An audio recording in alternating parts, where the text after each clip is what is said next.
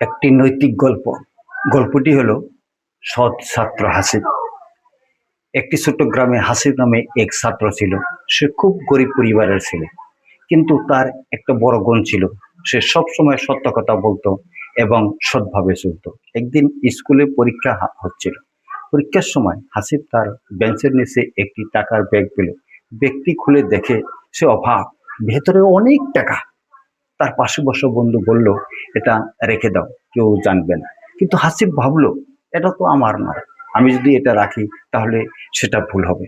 পরীক্ষা শেষ হওয়ার পর সে ব্যাগটি নিয়ে সরাসরি শিক্ষকের কাছে চলে গেল এবং সব ঘটনা খুলে বলল। শিক্ষক খুব খুশি হলেন। পরে জানা গেল ব্যাগটি স্কুলের এক শিক্ষকের ছিল। তিনি হাসিবের সততায় মুগ্ধ হয়ে তাকে পুরস্কার দিলেন এবং বললেন, সৎ মানুষ সবসময় সম্মান পায়। নৈতিক শিক্ষা হলো সততা মানুষকে বড় করে এবং সবার কাছে সম্মান এনে দেয়। আজকের এই নৈতিক গল্পটি কেমন লাগলো নিশ্চয়ই কমেন্টে জানাবে। পরবর্তীতে আরো ভালো ভালো এরকম গল্প নিয়ে আপনাদের সম্মুখে উপস্থিত বলে আশা রেখে আজকের ভিডিও সমাপ্ত করছি। ধন্যবাদ।